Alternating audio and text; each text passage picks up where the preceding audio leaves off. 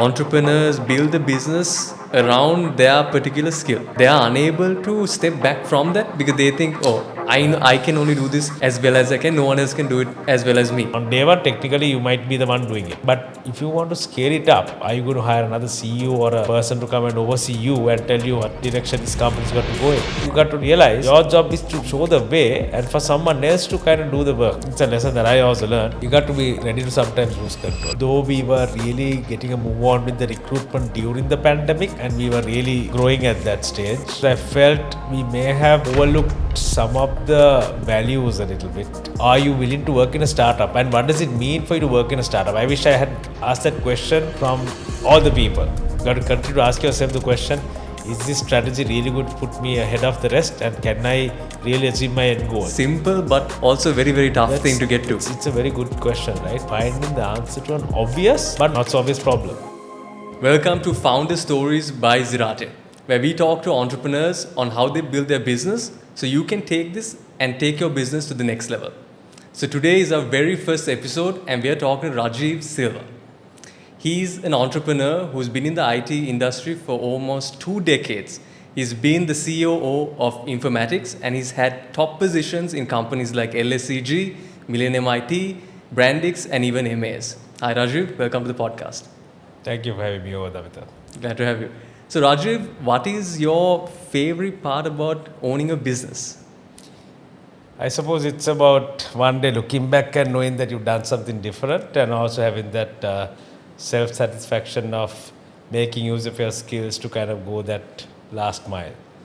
And sometimes you got to think about that day when you draw your last breath and wonder what you've done with your life. So being an entrepreneur, being someone who's running your own business gives you the chance to really test your own skills and competencies and test yourself to the limits. So I'm assuming you're a bit of a workaholic. I guess in a way you have to be because, businesses don't just, emerge out of nowhere and they don't just evolve by, sitting idle. So you have to kind of have a work-life balance, but invariably you get in, become a bit of a workaholic. Right. And in terms of your business, could you tell me a little bit about your business and why you started it? So interestingly, there was a time when entrepreneurship wasn't a buzzword, right? But I have had privilege of working for certain entrepreneurs who are well known, the likes of Tony Veerasinghe, right? And there were a few others such as Dr. Gamini Vikramasinghe and so on. So I realized that those were people who were trying to do something different, and when you look at them and kind of look at their lives and what they've done, you kind of get inspired by them. So that was one of those things, right? It wasn't just them, there were others, but I think these are some of the names that automatically come to mind. So I realized that being an entrepreneur is the thing for me. When I realized there is a bit of a gap in the country as an industry, right? Having been in companies like Millennium IT, having developed those kind of products, being part of the teams that have developed those kind of products, I realized a country like Sri Lanka, just in the middle of the Indian Ocean, would have to do a lot more to kind of get the attention of the rest of the world. So products I thought was the way forward, and I thought, with the capabilities, experience, the knowledge I have, I must have a go at it. So that's how I got into setting up my own company. Right. It's interesting that you said products because when you look at the IT industry, we've actually, even Sri Lanka, we've been focused on services. What's your take on that? Are we shifting towards products now instead of services? I don't think it's fair to say that one or the other is better, but in my personal take has been there has to be a bit more emphasis on product development. I think that's now truly happening, right? Decade ago, perhaps services business is good cash flow business, right? Our neighbors India have proven them to be a giant in that space, and for us in Sri Lanka, for us to compete with the likes of India, it's going to be tough. So we got to find our own niche. So I believe developing products that could become unicorn companies or perhaps can become billion-dollar companies is the way forward for a country like Sri Lanka. And more importantly, if you look at our talent pool compared to a country like India, our neighbors, we have not even 150,000 people in IT. So what can you do with $150,000 or 150,000 people to make the kind of contribution to the GDP if you don't have products? I'll give an example. If you look at companies who are in these different areas, so I classify them as BPOs, KPOs, You got the services companies, you got the product companies. Some of the product companies that you and I are both aware of are companies like Apple, Microsoft. If you go and look at the kind of revenues they generate per revenue generating resource, it's in the millions of dollars. Right, yeah. Right? I mean, you can perhaps Google now and check, and I encourage you to do so. I think Apple is doing about $2+ million per person per annum. Per person? Right? Per person per annum. Wow. Right? Which means each person contributes $2 million, $2 million to the plus, $2 million plus to their revenue. Right? And you compare that to services companies, they are generally doing close to about $50,000 to $60,000 per person per annum. So you can see where this is heading towards, right? Product companies generally get a bigger bang for the buck. It's not easy though. A lot of people try, they fail, and it requires a lot of commitment, a lot of sacrifice, a lot of blood and sweat. So it's not for everybody, but I think there's no harm in having a go at it. Okay. And I guess it's also different, isn't it? Building a service-based company and a product-based company, it's completely different. Yeah, it requires a bit of a different mindset, not only from the founders, but also from the ones who are working. Because I think if you're looking at, as a founder, developing a company for identifying a product and making sure that it comes to fruition, you got to have a team of people who also believe in that purpose and that goal. Services companies generally, I think, you set a set of standards, processes, you have enough people to support you, you can probably get there slowly but surely.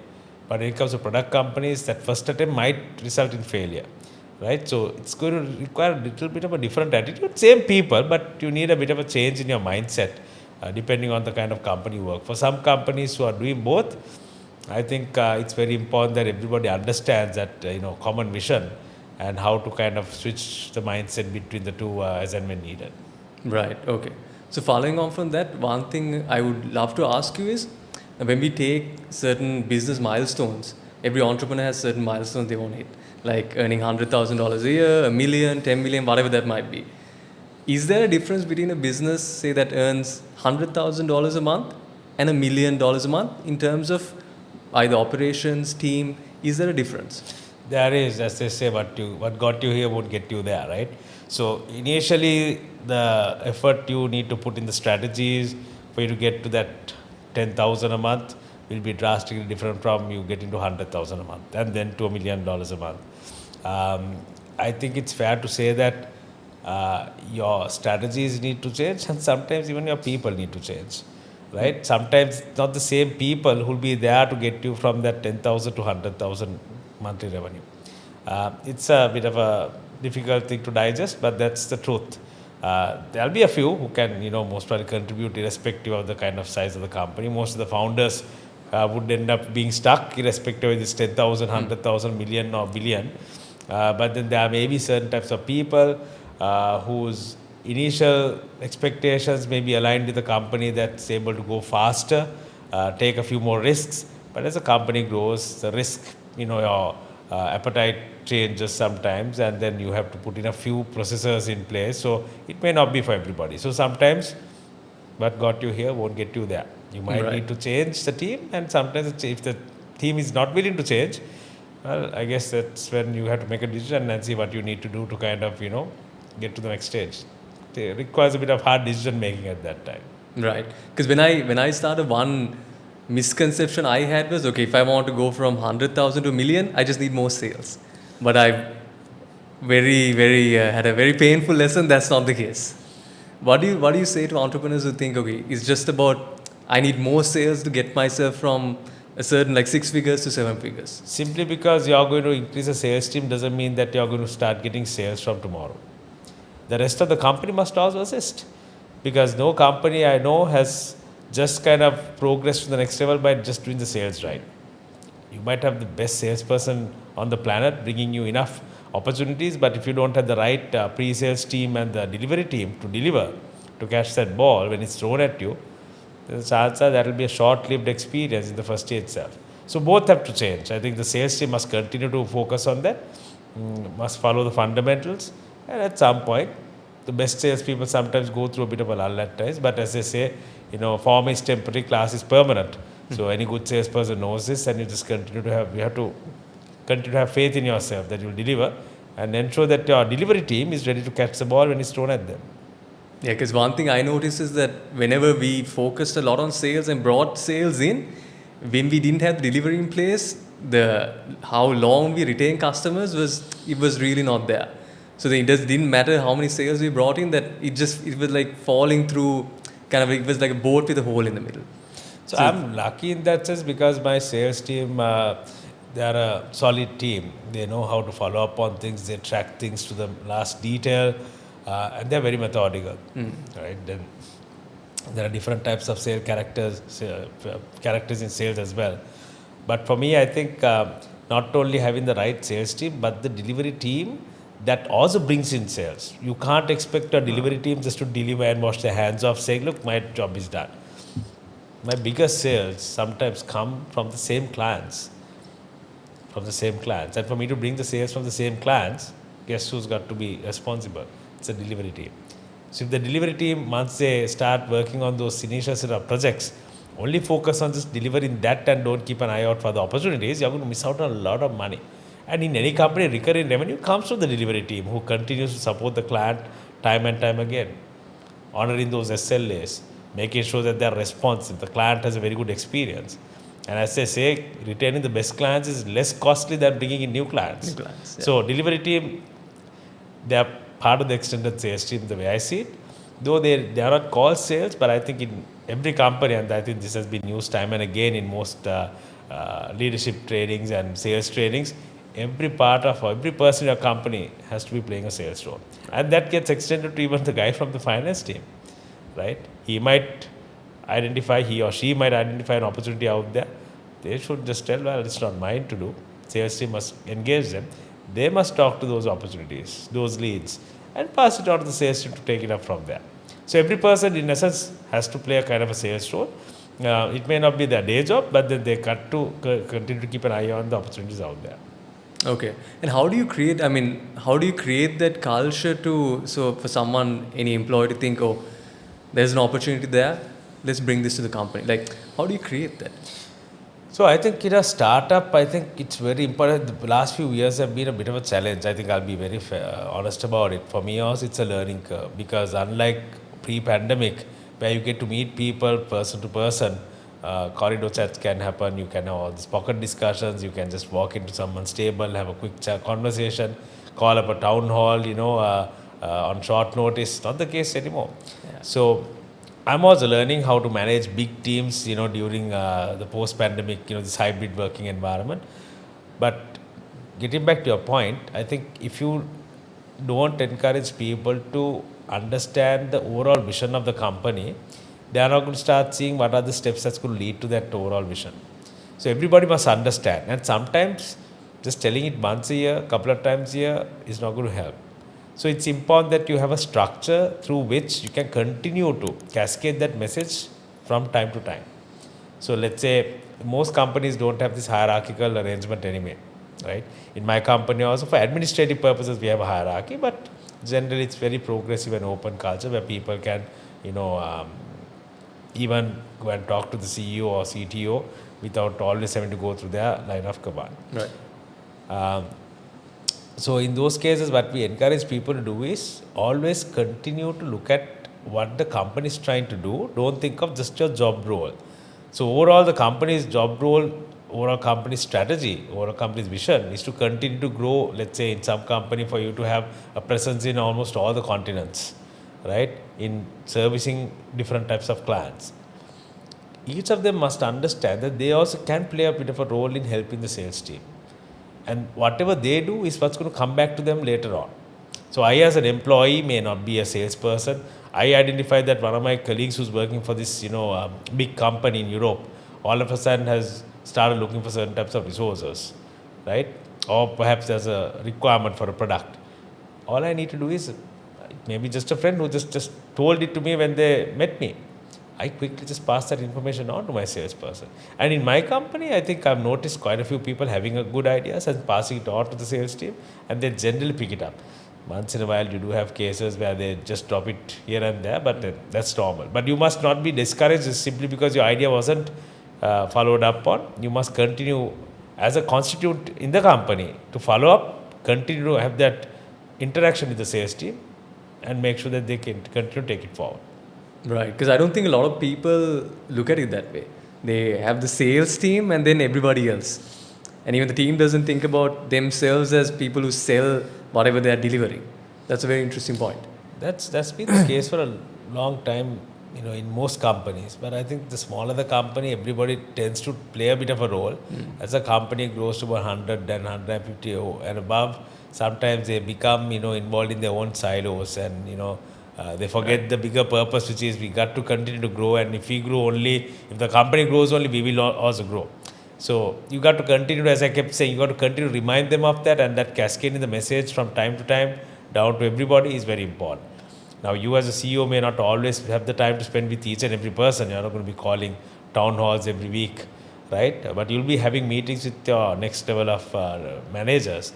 And it's important that you continue to check with them. Guys, we are looking out for some new opportunities. Do you know anybody in those countries who might be able to kind of, help us out?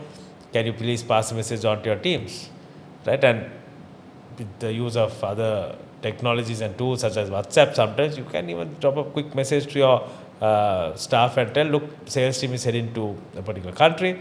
If you know anybody who they can meet and discuss certain things, drop a message. And that has happened in my company. When I travel, I generally put a message not only within the company, but also we post it on social media. And generally the people within the company tell, look, I know this person. If you're heading to, say, London, he's a good friend of mine. He's working for this big company. Let me put you in touch with him. So those kind of things are some of the success stories. But then sometimes you got to continue to remind them, remind all of them. It's not just for one or two to do that. It's for everybody to do that. So if everybody does that, you're going to see a phenomenal change in the way your sales is going to be done. Yeah. Instead of having just a team of 5-6 people doing sales, if your company is 100 plus, you most probably will have 100 plus people supporting you with sales. So 100 plus people finding you leads. That's okay. Who wouldn't want to have leads? But leads are the first step towards creating that funnel and eventually helping to, kind of achieve your targets. Exactly. And I think, but a lot of business owners don't think that they can expect that from their team.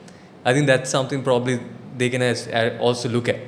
I think on day one itself, I think you need to set the tone right from the day that they come for the interview, right? Make them all feel part of the company and responsible for it. As I said, it's a tough thing, especially during this, current hybrid, environment, right? It's not like you're meeting them on a daily basis. Sometimes they're working from home, and it's very easy for them also to forget that, there's a bigger purpose for them. So they get sometimes, go into their shells.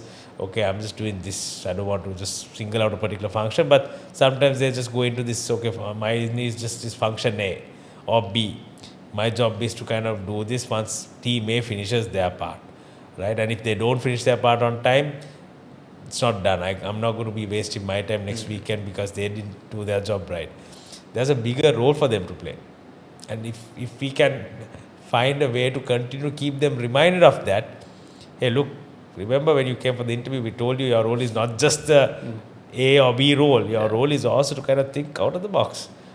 For hierarchy purpose, for administrative purposes, though we have a hierarchy, you can at any given time you want, pick up the phone call and tell your CEO, hey, I have a friend. His company is looking out for, someone to help them with this product. I'm happy to hook you up. Do that.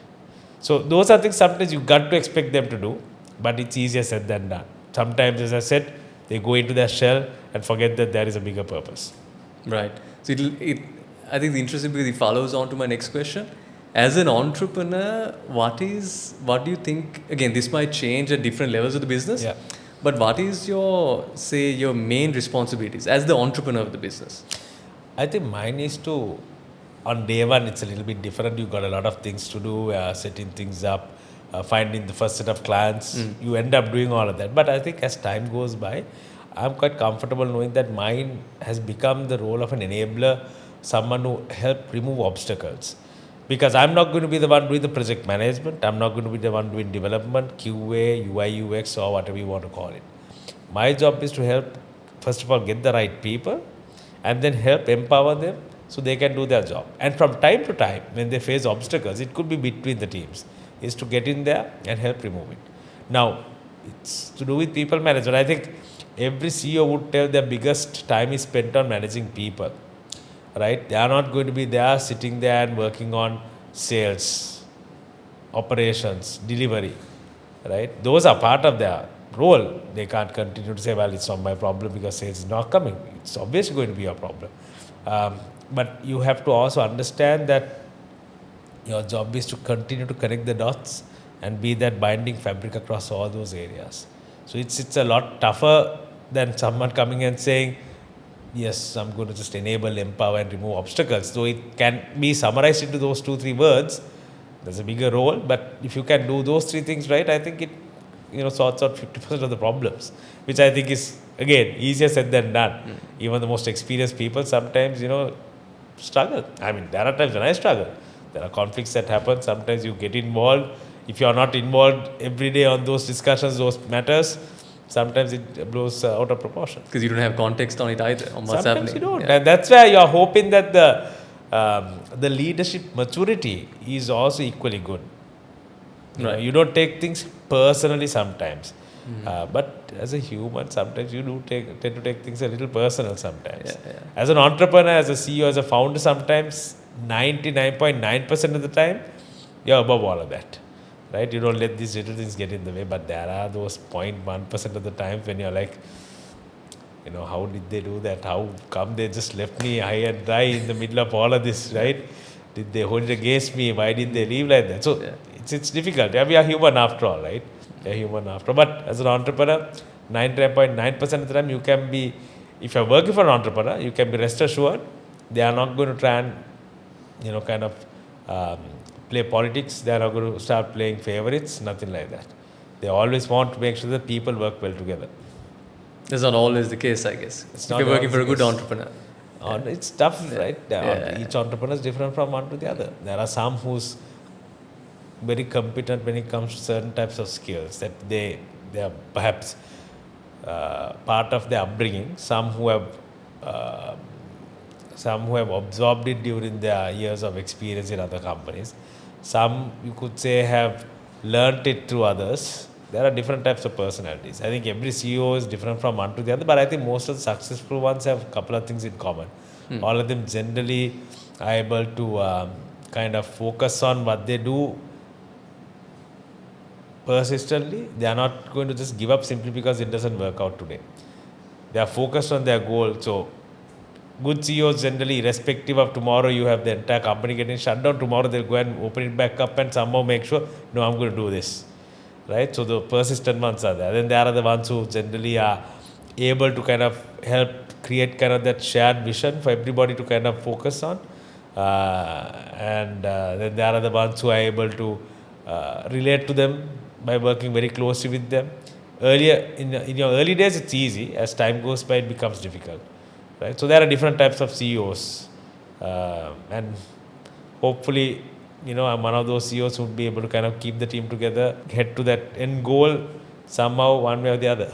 Right. Okay.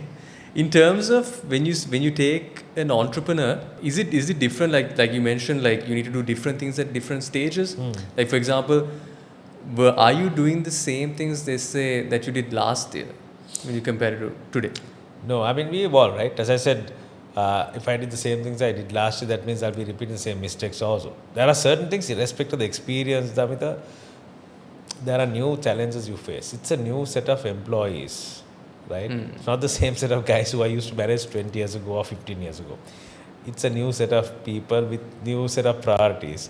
And their priorities also evolve quite fast. What they wanted last year may not be what they want now. And if you look at it from a Sri Lankan context, from an island context, it's even faster. The changes are even faster, right?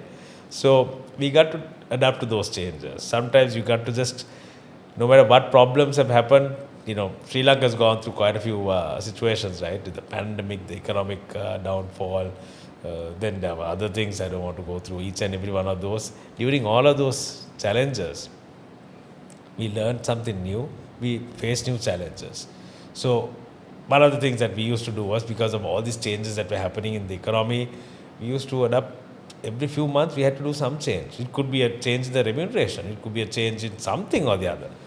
But then I soon realized, if I continue to do that, just to adapt to those changes that's happening in the environment every few weeks or months, I won't be able to focus on the business. I need to adapt to those changes in order to align the business to continue to go through those challenges, not to just play with fire at that time, right? I've experienced it quite in a very not so pleasant way last few years with the changes that we were facing, but the business stayed resilient. We continue to move forward, thankfully, because sales were there. But I think going forward, for us to grow to the next stage, it's important that I try to detach myself from the day-to-day matters, right? Those are in Sri Lanka that can be expected, and focus a little bit on the longer term goals. So the managers are there to help manage your day-to-day monthly matters. My decisions would most probably be to look at the next 6 months to 1 year, possibly next 2 years. So I'm going to try and spend a bit more time on those going forward, because I think now we've come out of a bit of a challenging period. So we can afford to now, have a look at the longer term view. Okay. What would you say is your personal view of a successful business? So you can measure success, a successful business in about 2-3 different ways. There are the ones who measure success based on the kind of lives they impact, right? How many now? For me, knowing that the company that I started, I must say co-founded, right? But I'm the one who's running it at the moment. The fact that we've created brand new jobs, these are not clients that even knew where Sri Lanka was on the map, that we brought, as our clients. Not only creating brand new jobs, but the fact that we brought brand new dollars to the country, right? During a time when Sri Lanka was desperate for dollars.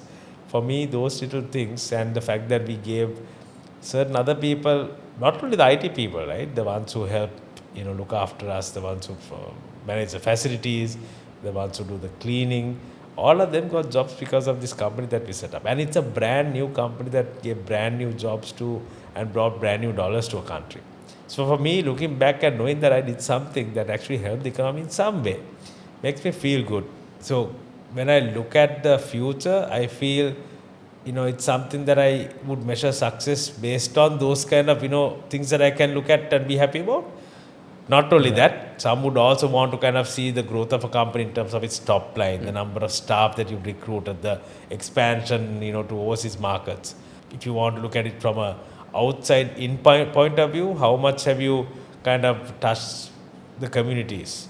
Have you really created a community that could say, because of this company, we are better off now, right? Have you kind of given something back to the community that the community itself can look at? From a shareholder point of view, they obviously would want to see their wealth being maximized. Yeah. They want to make sure that they've got the better return that they could have got than compared to any other investment they could have made. And from a country point of view, I think it's about perhaps putting the country on the map. And I think we certainly have done that. There are clients who didn't even know where Sri Lanka was until we started working with them. And so I think everybody measures success in different ways. For me, it's about, if I have to summarize, the impact I've made. Secondly, it's about the return I've given the people who invested their time into the company and money. Third thing is also having perhaps made a difference in the lives of someone through the actual service and product that we're developing. If I can tick those 3 boxes, I think I can one day, rest peacefully. And one interesting thing is you mentioned putting Sri Lanka on the map. Like you said, a lot of clients that didn't know about Sri Lanka.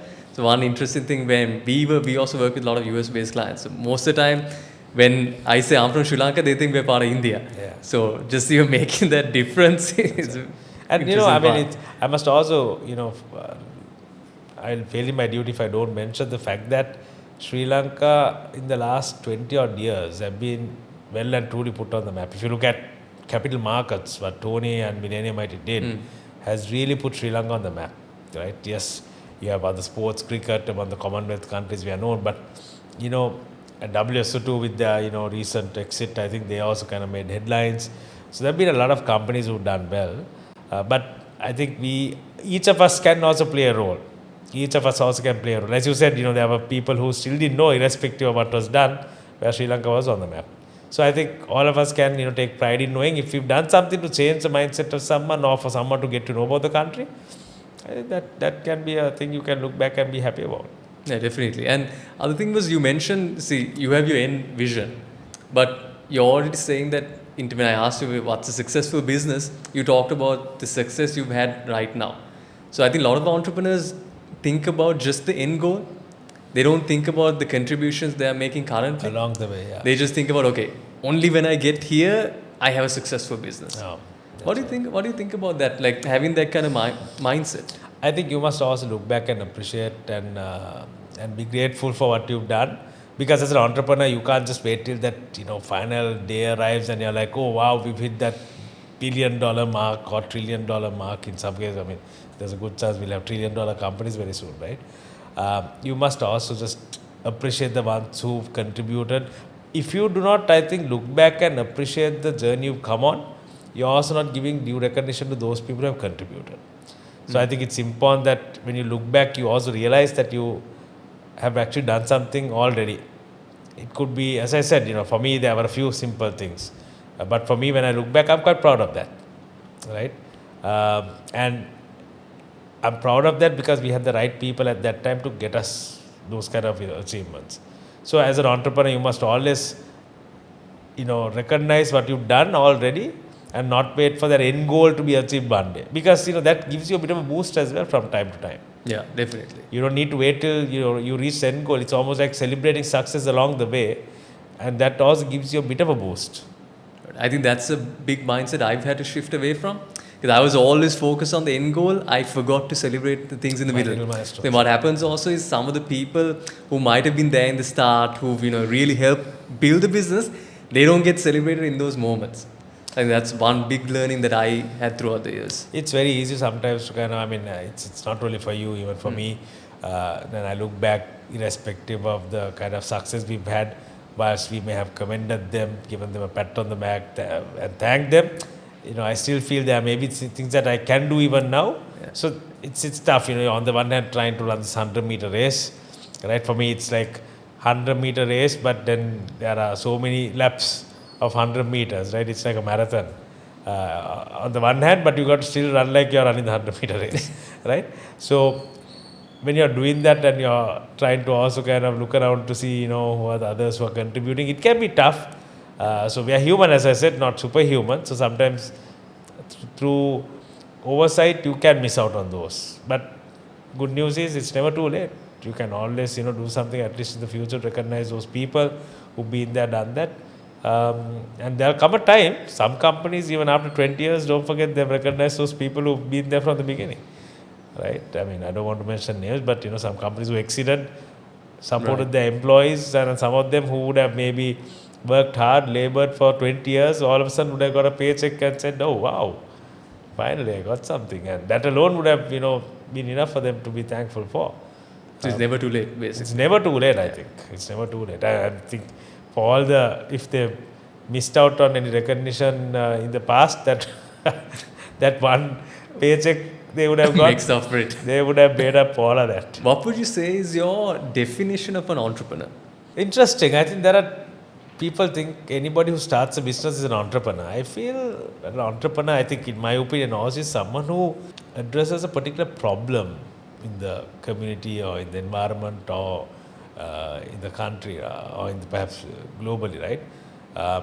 Just because you start a business and you start making money doesn't necessarily make you an entrepreneur. I think that borders on being a business person, right? So for me, I think if you have identified a bit of a opening an opportunity and that opportunity actually caters to a problem that existed, right? It could be a community problem, it could be a solution to a wider enterprise problem. I think those are the entrepreneurs because they find that little opportunity to kind of do something which nobody else has done. So it's not fair for me to say that, just because, you're not having a real problem that you're solving, that you're not an entrepreneur. Those lines are very blurry. So, but I think for me, being an entrepreneur means you have found something a little bit different to what others have done, and that also is catering to a particular problem or solving a particular problem. It could be, as I said, it could be at a community level, it could be at an enterprise level, right? So it could be even a not-for-profit kind of a problem as well, right? There are social entrepreneurs, right? There are those who are called social entrepreneurs. Their main intent is not making money. Their intent is to kind of help solve certain problems in the community out there. So I'd give that as my answer. Okay, that's interesting because you're saying an entrepreneur always needs to solve a certain problem, whereas a business owner, you might not necessarily solve a problem. I mean, find a gap in the market. He might be creating a business that's something that's already existed. So It's a fine line. yeah, It's a fine line. Why I say it is because, let's say, for instance, you're selling a product, and that product, and you come up with an alternate product to that. Well, I think that's fair enough. That itself can be called an entrepreneur's mindset, because maybe the product that was already in the market did not cater to the problem, cater to the requirement that was there. So you bring an alternate product, maybe a very simple idea, but it still solves the problem. So even that, I think, goes as an entrepreneurial effort. right. So it's a little bit of a gray area. Yeah. Some would say, no, it's clear cut, right? You either you have a problem that you're solving or you don't, right? And then again, your question is, what can you really define as a problem, right? One example would be, let's say, would developing a faster car call you an entrepreneur? Because there is already a vehicle available. Just because you're able to go another 10 kilometers per hour faster, would it make your vehicle, the fact that you made a vehicle that is faster than the existing ones out there and selling it to the market, would that be an entrepreneur's effort? Perhaps it is. They say if you're really trying to develop something, it has to be at least 10 times as better as the one that is already there in the market, right? I don't know 10 if you times. heard. This is Peter Thiel's theory, right? 0 to 1. So if you're trying to do something, if you're trying to develop some product, if it's not a unique product, it has to be at least 10 times faster or 10 times cheaper than the nearest competition, right? So then you could say perhaps it's so significant that I found a solution to a problem that's there. So it's a bit of a gray area, but I think anybody who starts a business, I don't mind if they are all called entrepreneurs, because at the end of the day they've started something and they've created jobs, they've perhaps solved some problem out there, right? So long as you're not trying to compete by taking someone else's business and saying, I'm an entrepreneur now. That, I guess, may not be exactly called an entrepreneur's effort. But everyone who starts a business, it's a tough journey. It's And tough. it's very tough. Just starting alone to make that decision, it's a very tough thing to do. It's a tough one. This is an interesting question. I've always wondered this. Is someone born with the skill of entrepreneurship, or can it be learned? I think it can be learned. I don't believe in anything where someone says we are born with it. Maybe some people do have certain genetical, advantages. That's a different story, right? Not everybody can run as fast as Usain Bolt, right? And maybe not everybody can swim as fast as Michael Phelps. You never know. In the future, you might have others who will emerge. I'm sure there will be others who will emerge. But I think overall, I think you can learn those skills. You just need a bit of a change in the mindset. It could be just a conversation you have with a person who changes that mindset. It could be one of those. I mean, look at KFC. Until he was in the age of 60, right? 65. 60, yeah, 60 or 60 odd. Yeah. He didn't start KFC. But So if you think about it, something changed somewhere for him, and he just took off from there. And all of us are now reading about him, in leadership trainings to, entrepreneurial trainings to all of that. But do you think an entrepreneur, like way they portray it in movies and all that, you see that hustler? It's always retrospectively done, right? They somehow, the movies anyway make it focus on them. They don't show the kind of pains that they went through. It's like you're compressing all of what they've done during their lifetime into 1.5 hours. And in that 1.5 hours, there's more theater there than actually telling you how that person actually lived their life. I think they learn the skills. It's not a matter of them being born with it. There may be certain genetical advantages everybody might have. But I don't think in the case of leadership, entrepreneurship, those are skills you can definitely learn. Right, because I think a lot of people, when they see entrepreneur, they think either you're born with it or, I'm not cut out to be an entrepreneur. So if you can be an entrepreneur, if you can learn it, what do you think are the top three skills someone should learn as someone who wants to be an entrepreneur, who started to become an entrepreneur? David, interestingly, that question, let me kind of take a small step back and explain like this. Everybody can be an entrepreneur. I don't think there's a question about that. But I don't think everybody should be an entrepreneur. Right? Okay.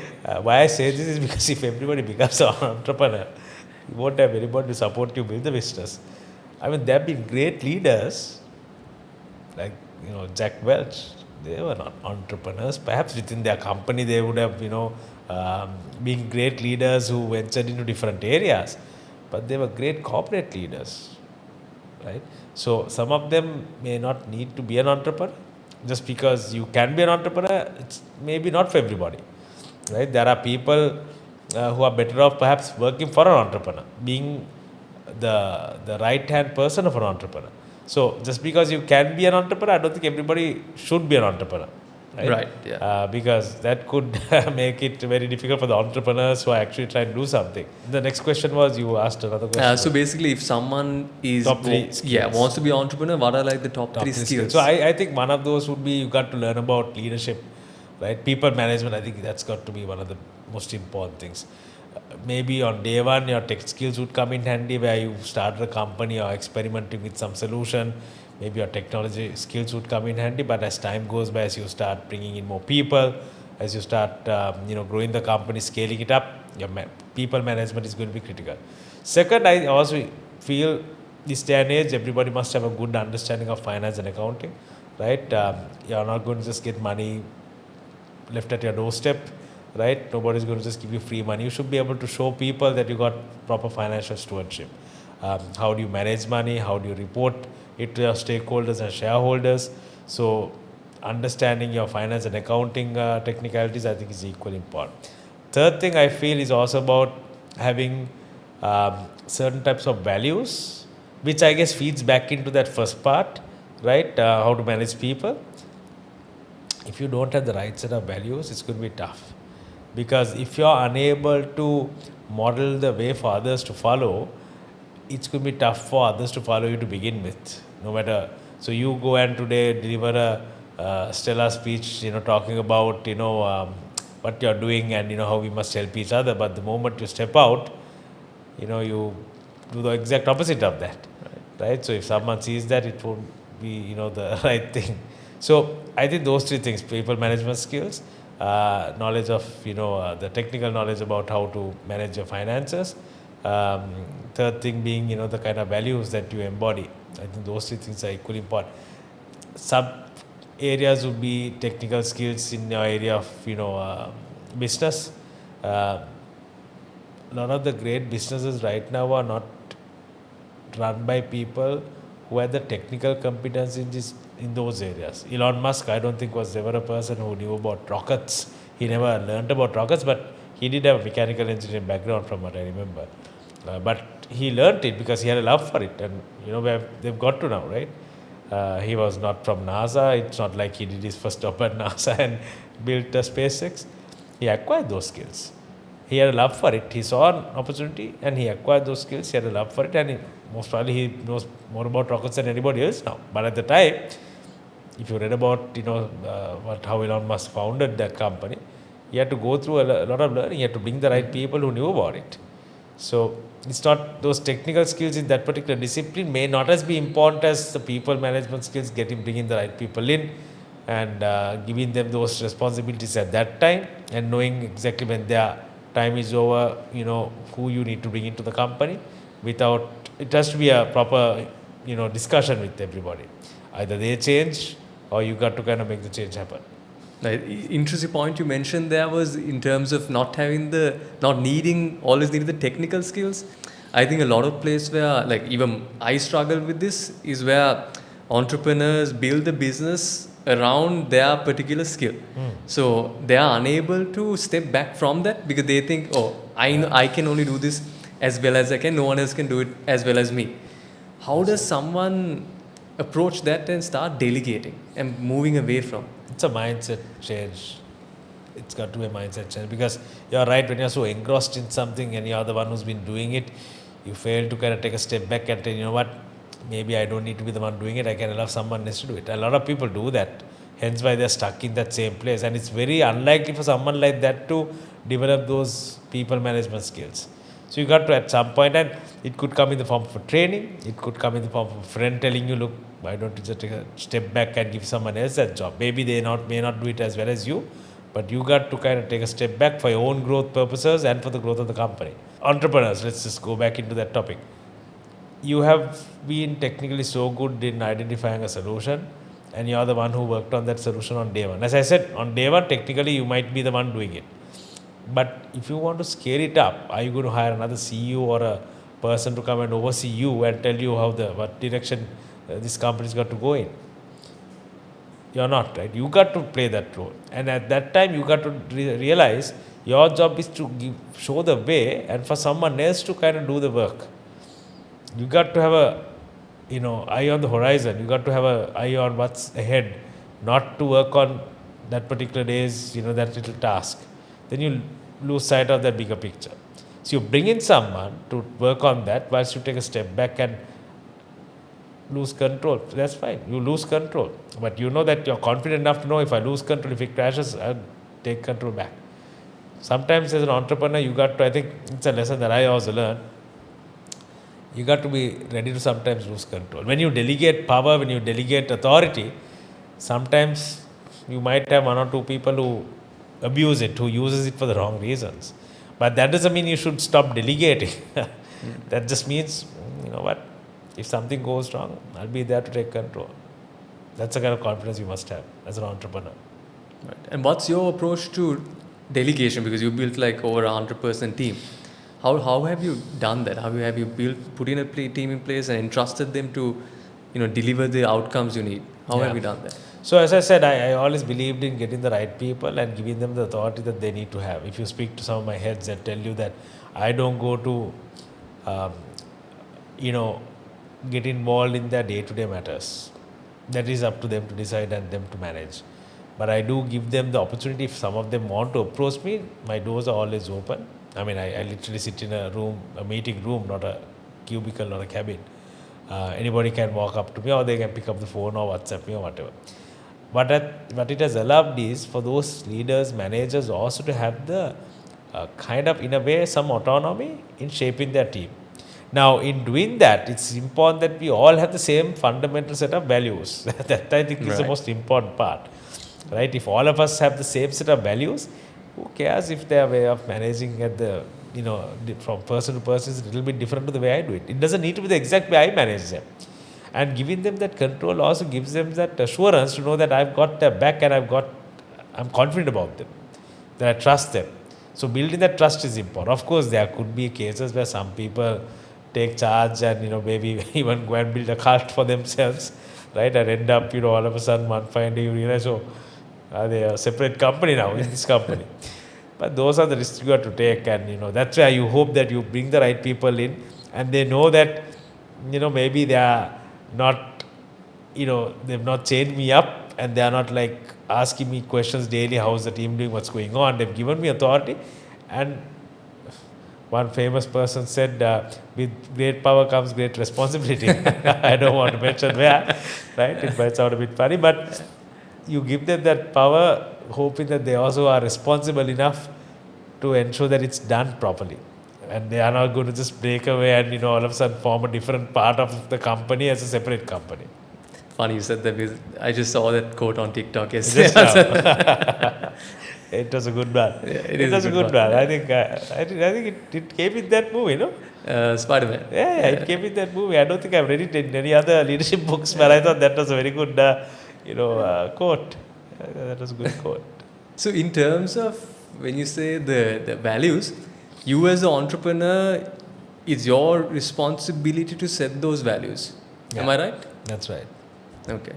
Right. I think the values, that's why I always kept saying this, during this hybrid work environments, it's very tough to do that, right? Because you're meeting people once in a while, unlike in the past. They don't see what you do on a daily basis. They don't see, how you interact with them on a daily basis, right? Gone are the times when, you can walk into office early morning and just have a quick conversation with someone who you meet at the door, someone who you meet in the cafe, someone who you meet near the, water dispenser. It's not there anymore. So people don't get to see who the leadership is as well as they used to. So we got to adapt to that. And I've tried a few things out, and I'm still trying certain new things out. It's a constant case of evolution, right? We got to continue to evolve and make sure that we adapt to those changes. Yeah, because right now I think it feels very disconnected. Like when Sometimes you I see do. people I every must be day honest and with you. not. I of course like seeing people in office, right? And I like kind of talking to them. We are looking at different things now. We are trying to set up a few more, events for them to come. But it's tough, right? There are people who come from faraway places, and there are some people they come from Polonnaruwa and they still come for each and every event. Now those are the kind of people that sometimes brings a tear to my eye, knowing wow, those are the kind of people you want. All the way from Polonnaruwa. Not easy for everything. And they don't have their own luxury vehicles. They sometimes take public transport. Come early morning and say go back late in the evening. Every single day. For events, not every day. Events, right. I mean, so in those cases, you don't want to be having events every week. They're like, oh wow. So you can't have a lot of events also. You can't expect them to have a house in Colombo just because they got to come to office. So it's a very challenging period. How do you kind of enforce people to come to office if they're coming from faraway places? So are you going to only recruit people who are living in the vicinity so they can come to office a lot often? Technology does play a big role in that, but I still feel, as social creatures, we like to spend that time physically. Hence why you go to any bar during a Friday or any hotel, it's full of people, right? Otherwise, if people are comfortable, in their own houses, most probably these bars would be empty or the restaurants would be empty. It's interesting because I spoke to another business owner about a month ago where he told me that, you know what, Damita, we need to get everyone back into work every single day. And I've seen this like even in the States where they're trying to force people to come back and it's not working out. I don't think you can force people to come back to office, right? I don't think it's practical laws, especially in IT. Right? Especially when you have the tools and technologies where you can get the best people from perhaps next continent. I mean, why do you have to go back to bringing people, in-house or physically to your office? When you interview and get people, you actually check with them what their preference is, and you also try and make sure there is some kind of a balance also. If everybody in your company is working from a different region, some continent, or perhaps too far for them to even come to office, the chances are you kind of missed that little trick at the time you interviewed, right? So you got to have a mix of both, okay? You got some people who are outstations, may not be able to come as often, some people who are within Colombo, that's great. But I think forcing people to come to office daily is definitely out. Terrible idea. It's, especially in IT. Certain things you'd have to. If you're like a factory machine operator. Yeah, you can't stay at home. I don't care what you say, you're not going to be trying to sew things from home. You'll have to come to office. No choice. And I think it's a good thing also, right? It's a good thing. I mean, IT people work quite hard and they work around the clock. Sometimes they got to service clients who are in different time zones. So why spend 2.5 hours sometimes both ways, right? 2.5 hours on the road when you can spend that time with your family. When you can actually spend that time relaxing a little bit, maybe even do some meditation, some mindfulness stuff, right? You're not going to at least miss out on seeing your children grow up. So I think that's good. And we must encourage that because we don't want a workforce that's completely detached from family life, from family values, right?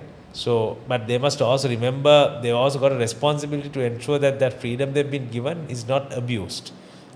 When you look at, say, if I gave you a time machine and you could go back to 3 points in your entrepreneurship journey into 3 big mistakes that you made, and change them, what would those 3 be? I generally say I don't want to go back and change anything because having watched enough, time travel movies, I know you change one thing, it comes to bite you from behind some other way, right? So that's my honest answer. I don't want to change anything because I'm happy how things. I mean, what got us here because of some of those mistakes that we made, those challenges that we faced, those times we got burnt, right? So I'm happy where I am, and I wouldn't want to change anything. But because I need to give you a proper answer, at least for the sake of this conversation, I think 3 things I guess perhaps as an entrepreneur, right?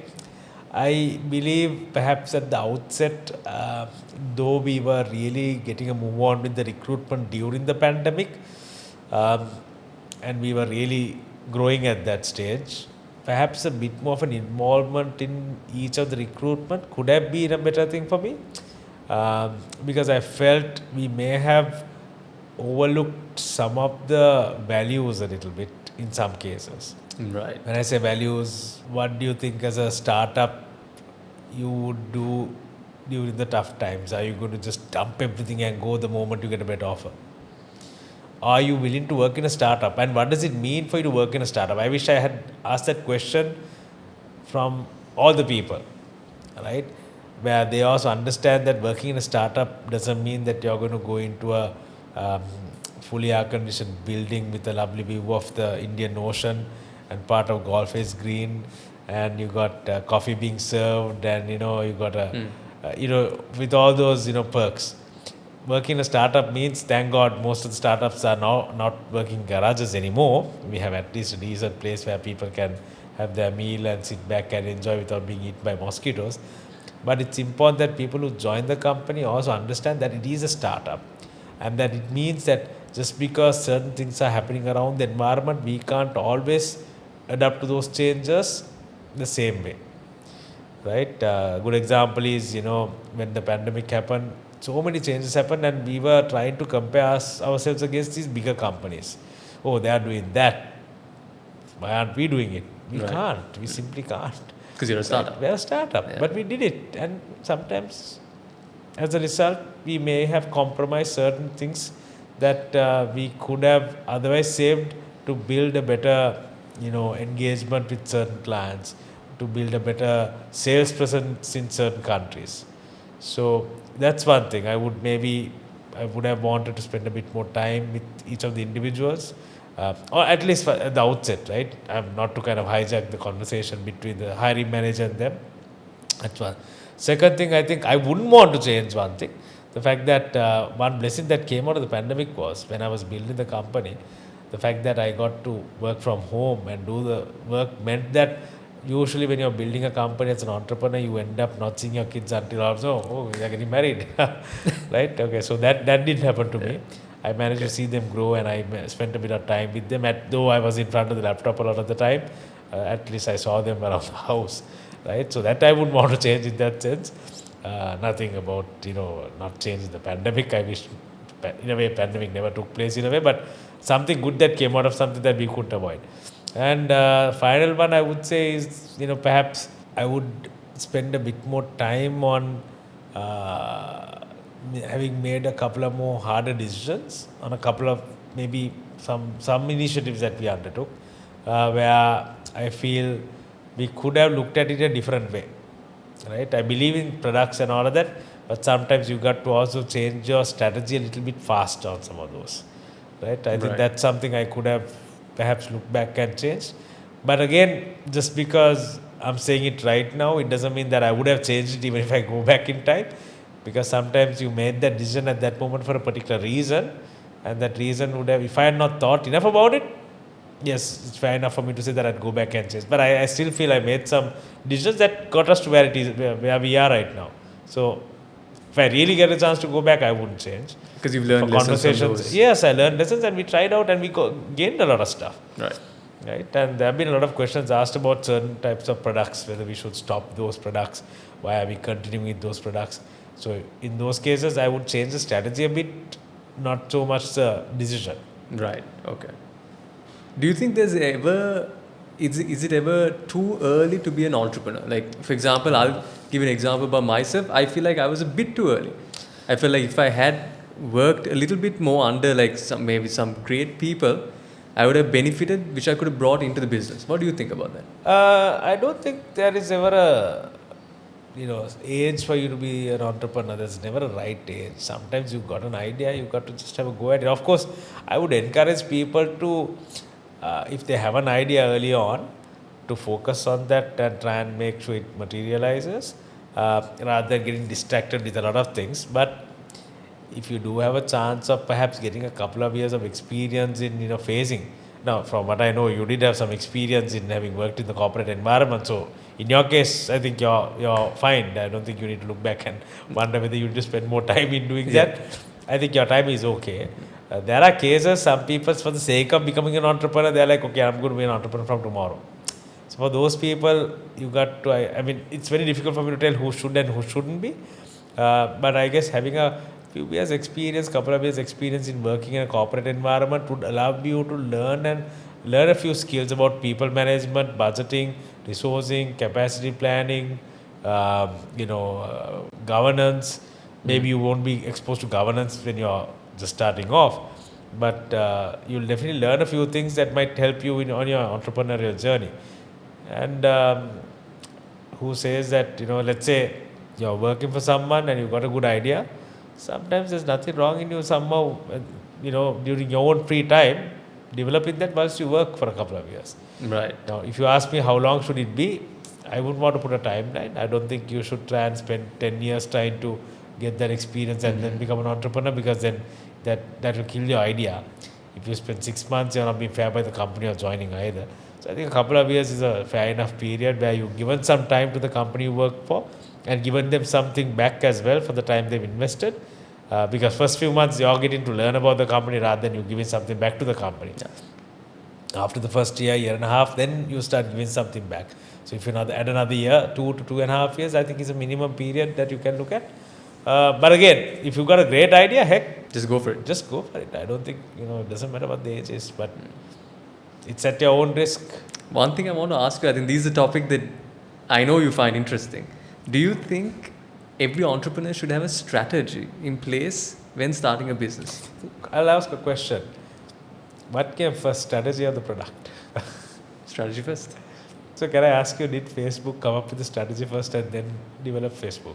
I guess it depends. I've asked this question from a few people, right?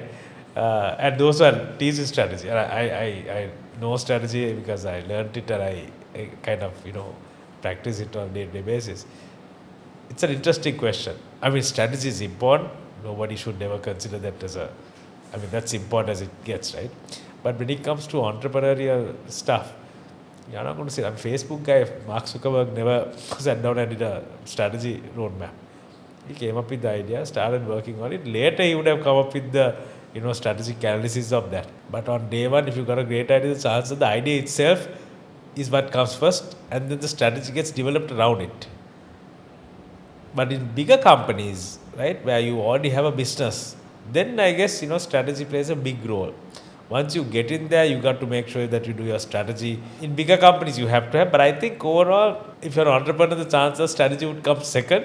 Your idea would come first. And then you'd start looking at the strategy to see how do you explore markets, how do you compete to the competition, how do you develop certain go-to-market strategies, and you'd have the roadmap being developed. For me, the product idea comes first and strategy comes second. Strategy second. Okay, right? Interesting. Okay. It's an interesting debate to have. I mean, you ask all the companies that were founded, Microsoft, Bill Gates, I don't think he prepared a strategy before he moved out of his dorm room and said, look, I'm going to develop this. Mark Zuckerberg never had a strategy in place before he did that. And even Elon Musk, I think what I remember was he kind of, PayPal was one good example. They saw a requirement, they had a go at it. Amazon, I don't think Jeff Bezos, it will be an interesting question to ask. Whether he did a strategic, kind of a strategy formulation before he started Amazon.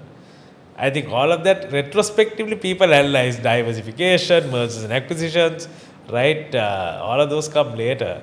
It's easy to fit it into, the time in retrospect as opposed to looking into the future, I think. Right. So because in the moment, they would have had the idea and gone for it and then figured out how to get it to the market.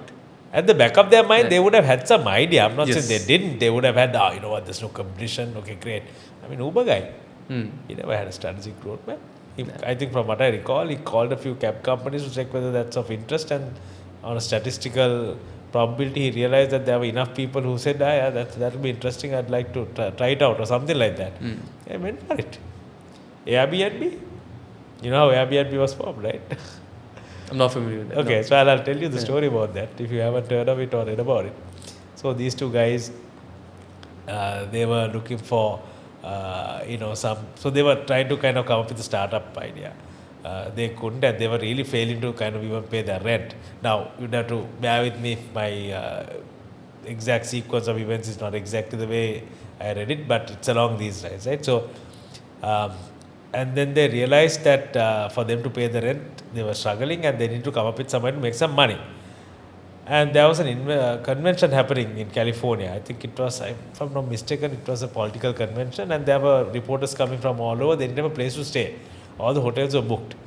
And the two of them said, you know what, we are going to just get our airbags and lay them out in the hall.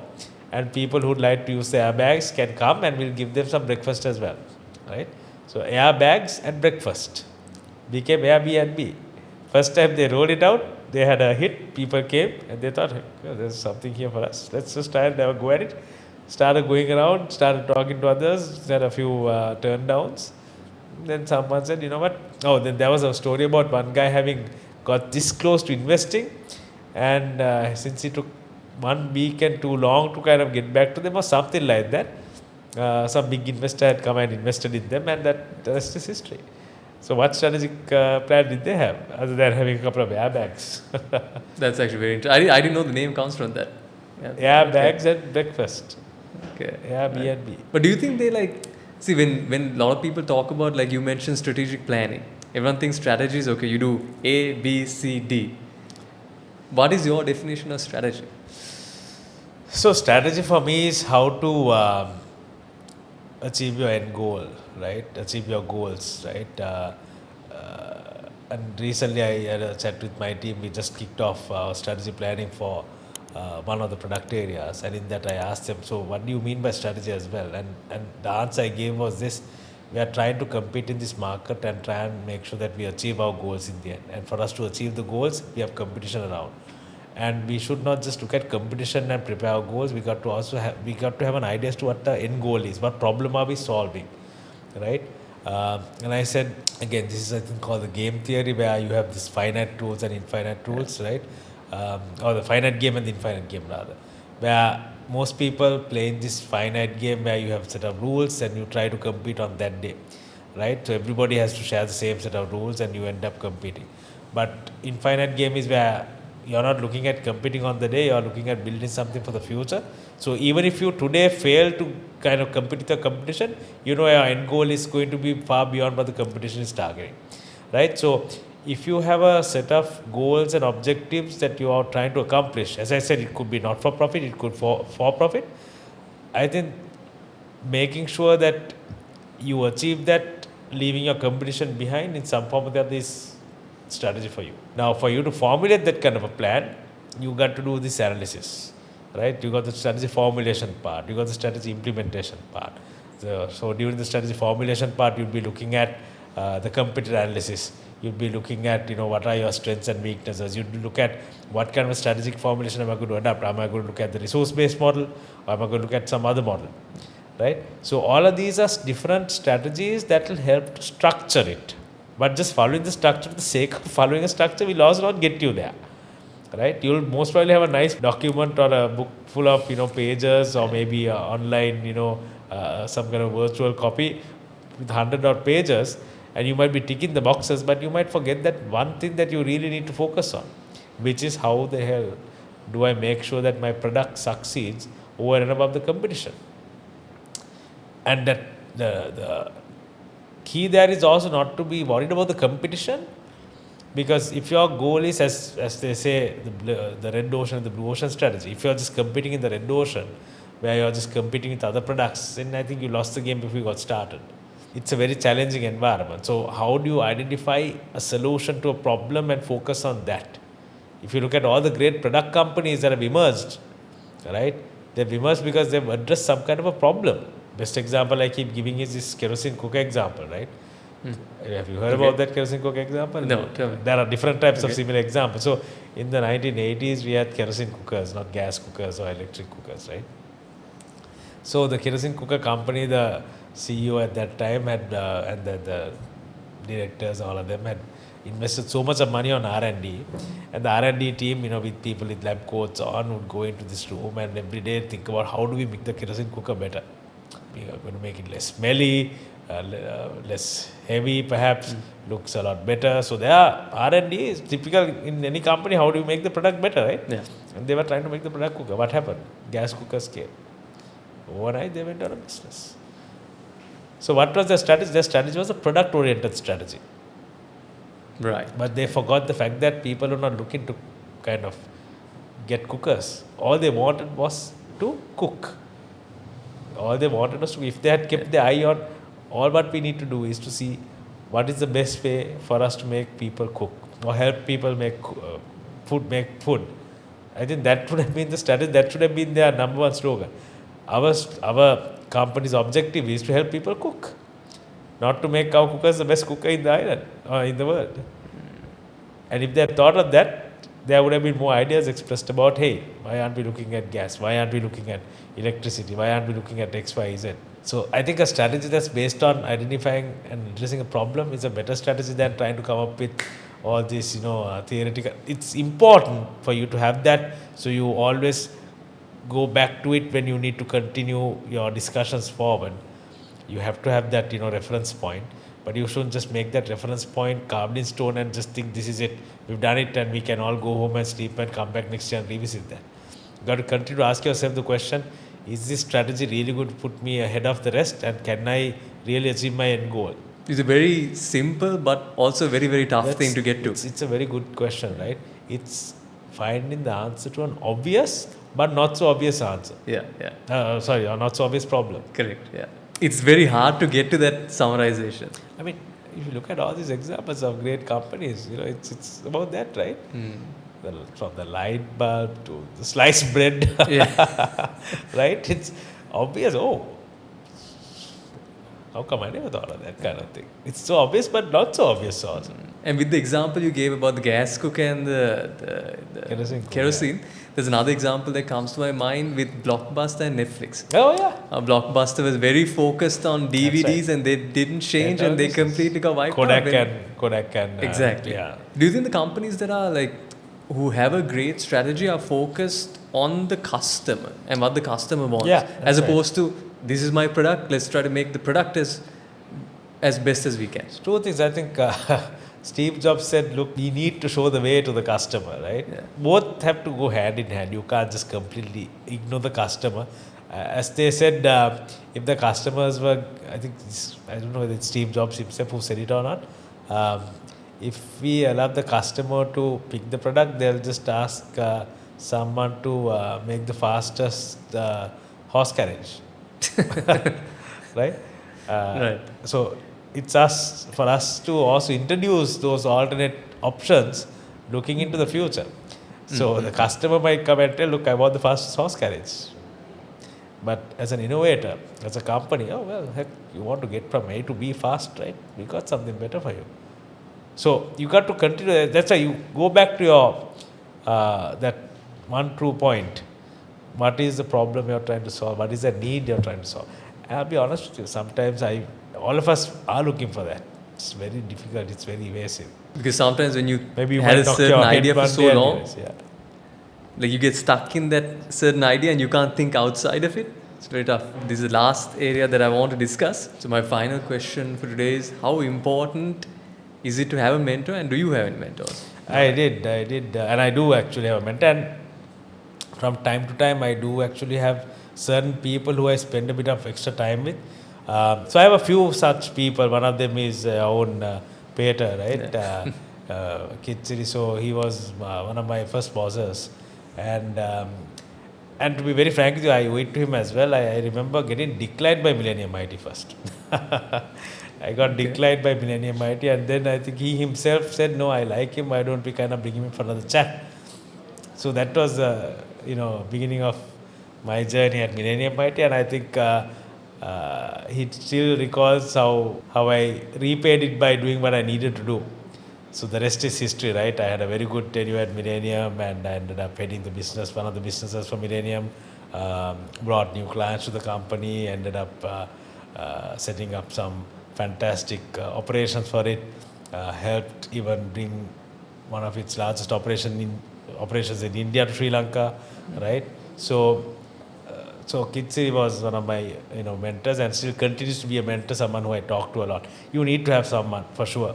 I think each and everyone needs to have someone who they can talk to, irrespective of which level of seniority or maturity you're in, it's always good to talk to someone who can always look at it from a neutral point of view and give you some advice.